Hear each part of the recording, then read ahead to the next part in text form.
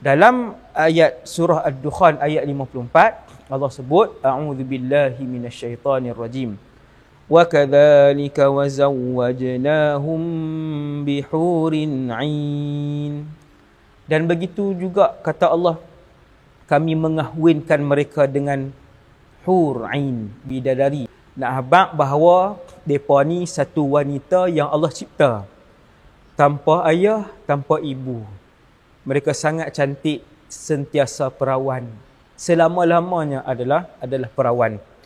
Dan wanita-wanita ini disediakan oleh Allah kepada lelaki-lelaki beriman yang hidup atas muka bumi ni. Kita semua umat Nabi Muhammad, bukan umat Nabi Muhammad, Allah sediakan hur 'ain untuk dikahwinkan kepada kita semua.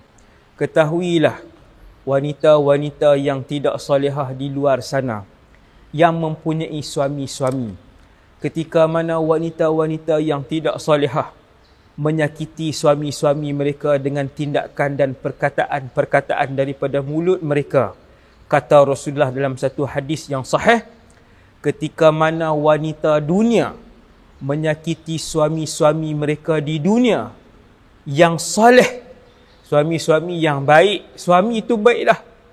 Suami itu semayang tak tinggal dah. Suami tutup aurat, bagi nafkah baik zahir dan batin.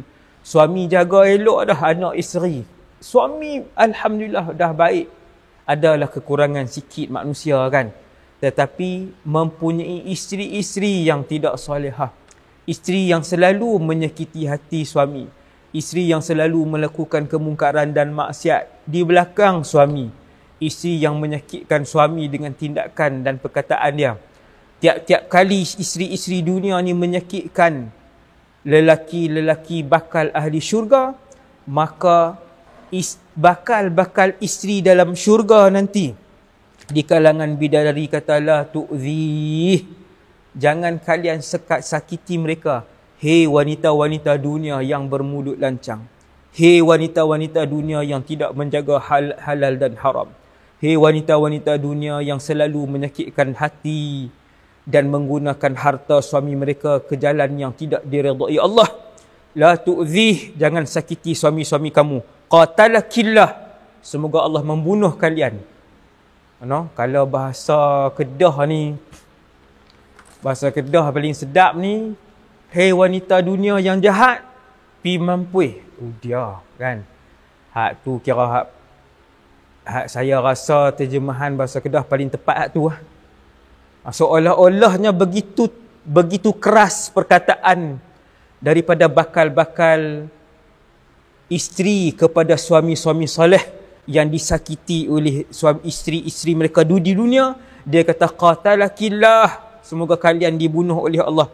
Fa inna ma huwa indaki dakhil. Suami hak duk di dunia tu dia singgah sak je dalam rumah kamu. Dia singgah sak saja.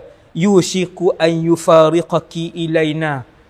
Sudah hampir masanya untuk suami-suami itu tinggalkan kalian dan hidup bersama kami dalam syurga.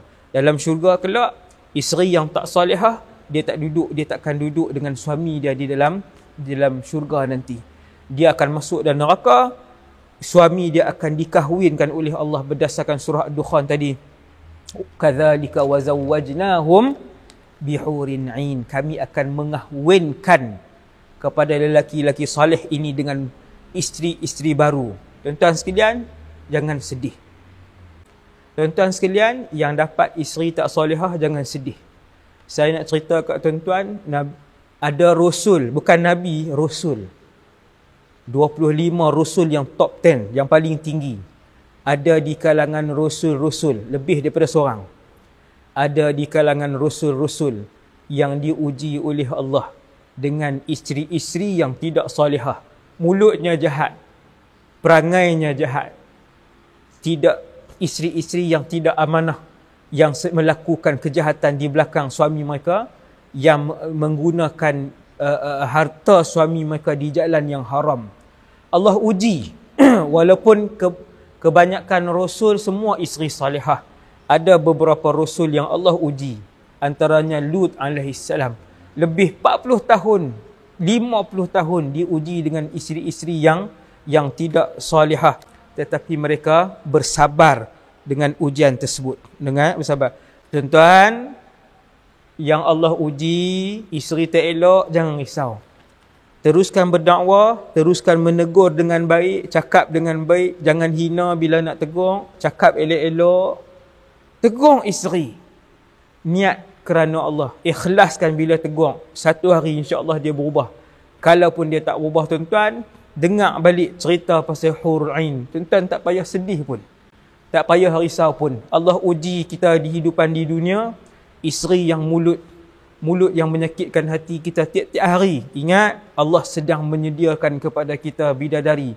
Sudah ada pun bidadari itu tuan-tuan. Kita hidup di dunia ni tuan-tuan. Ni duk tengah hidup ni, atas dunia tak mati lagi. Bidadari telah pun ada. Bahkan bidadari itu sentiasa melihat kita. Apa bukti bidadari itu duk tengok kita? Bukti dia hadis sahih tak sah ni.